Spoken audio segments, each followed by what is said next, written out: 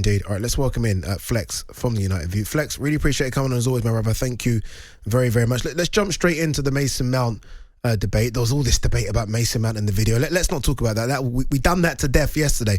I want to talk about the number 7 shot. I don't want to skirt over that. I feel like Rory was very disrespectful to the establishment, to be honest with you. Okay, go on. Floor is yours, Flex. Just because you offered him a new deal, he didn't want to take it. He felt like it wasn't a true representation and a true value to what he's worth. Then the deal was taken away from him. And he wants to leave. He's done everything he could. He's a boyhood Cobham's finest. He's won the Champions League, Club Cup, Super Cup, etc., etc. He's a Chelsea legend. So I don't know why Rory was, going in on the poor lad. I agree with everything that you said, Flex. I agree, and that's why it hurts so much. The reason it hurts so much is because I loved him so much. The reason why it hurts so much is because I rate him so highly. The reason it hurts so much is because I think he's going to be fantastic for you.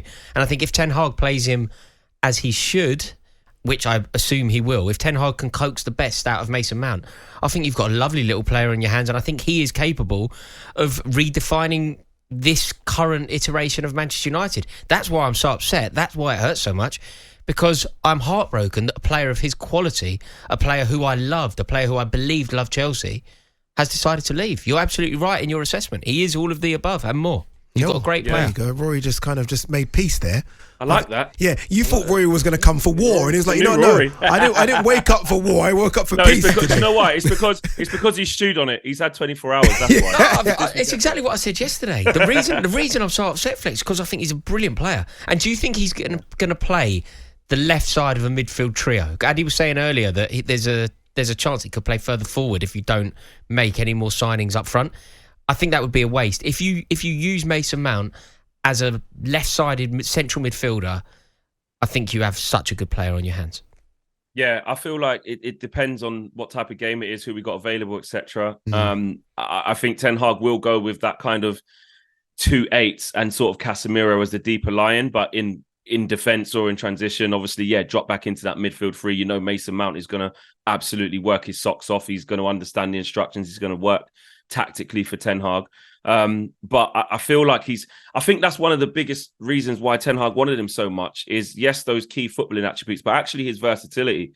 If you want Mason Mount to play in a straight up number 10, he can do it. If Bruno's needs a rest, or you're going to push Bruno to the right, or you're going to not play Bruno for a game, I'm not against that if it's right for the team.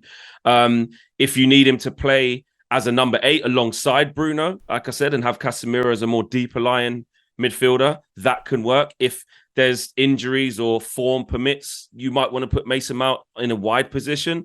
That can work. So the versatility of Mason Mount literally gives Erik ten Hag so many options, on top of the fact that obviously he's a fantastic player.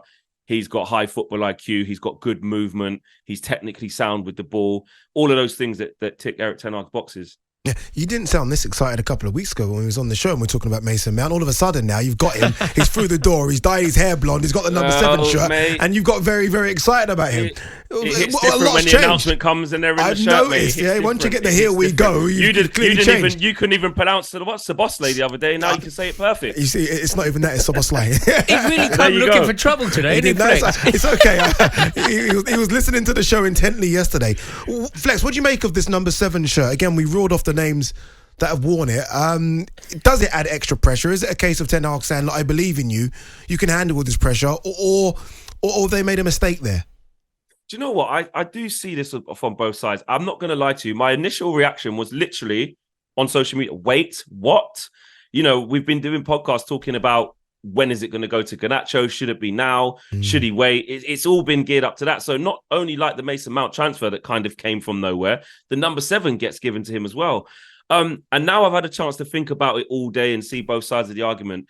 I'm uncomfortable as a United fan, me personally, and everybody's different, saying that it's just a number, because it depends. It depends what it's not. It's not, and it isn't at Man United. Now, to counter that, some people have absolutely butchered the number 7. You look at Alexis Sanchez, you look at Di Maria, you look at Depay. The bar's not that high in recent times, so some people have kind of forgotten about the number 7. But for me as a Man United fan, I love what we're built upon. Call me, a dinosaur, call me prehistoric, but I can't let go of those values. The same way how I like to see youngsters coming through and us win things with youngsters. That's the fabric of the club. So when I'm looking at Brian Robson, when I'm looking at David Beckham, when I'm looking at Eric Cantona, and people like that, and Ronaldo, the 7 to me is an iconic shirt at Manchester United. I'm just waiting for somebody to fill it. Now, on the other side, I do like the fact that actually Mason Mount has got the courage. He's got the cojones, as Troy Deeney would say, to actually take the shirt. Do you think he took it or asked for it? I think a bit of both. I think Ten Hag, well, according to reports, Ten Hag offered him the chance to have it. Yeah. So it depends what reports true. I would never know, but unless he does an interview anytime soon, then we'll find out. But I like the fact that it's a new challenge for him, and I don't think he'll fall by the wayside and do it, a disservice completely, because like I said, the immediate future with the immediate history with it is that a lot of people have ruined it and not done so well in the shirt. So if you're looking at can he be better than Alexis Sanchez, Memphis Depay and Angel Di Maria and the number 7 at Man United, I would say he's going to be better than all of them. I'm comfortable with that. But my first initial reaction wasn't that. I can't lie. I was like, that's staggering. That's putting a lot more pressure on him. But at the same time, it shows that the manager loves Mason Mount even more than we knew he already did. Flex, I was thinking for Manchester United to have any real chance of winning top-tier silverware next season, a centre-forward is a prerequisite. Yeah. I was thinking that Osimhen or Kane, it had to be a forward of that stature. It's now looking like neither of those are going to come off. Do you think a centre-forward will be signed? Yes. I definitely think one will be signed, but the calibre and the quality of that centre forward is gonna be wanting from the likes of Harry Kane, and then you go into Osimhen. I mean, look, to be honest, it's not really a striker's market apart from them two in terms of quality. If you're looking at Harry Kane / Osimhen, and then you're looking at a bracket below that, it's a big bracket below that. That's just how it is.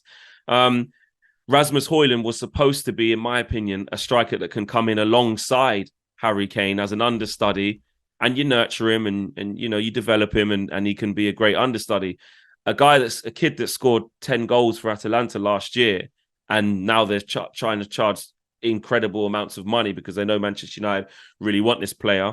And a player who's really, really inexperienced at this level, to put that on his shoulders, if it's him, is a massive, massive downgrade to Harry Kane. I would like the kid to join, but I would have preferred it to have been with the high quality of obviously Harry Kane, and that doesn't look like it's going to happen. So I do think we will sign one, but as you see, we're spending money in other areas because I think they've realised they're not going to be able to get Harry Kane for the best part of 80 or between 80 and 100 million. So they're distributing the money elsewhere. Flex, I've got like 10 seconds, literally 10 seconds. How many of Martial, Maguire, Fred, McTominay are there at the start of the season? Martial, I think, will be. Stock's fallen too much. Who's going to take a gamble? Loan doesn't help us, so I think he stays by default. Harry Maguire, I've got a feeling he's going to dig his heels in, won't take a pay cut. I think Fred will leave, and I think McTominay may leave if we get another midfielder. Yeah, so basically one, really, innit? I think Fred's the only one, really. United can't sell. Because we don't sell well, Ade. We don't sell well enough. Trust me, we don't sell well enough. Nor do my team. We're in the same bracket. That's one thing we can agree with. Flex, as always, my man, appreciate you coming on. Thank you very much. Nice one, Flex from United View.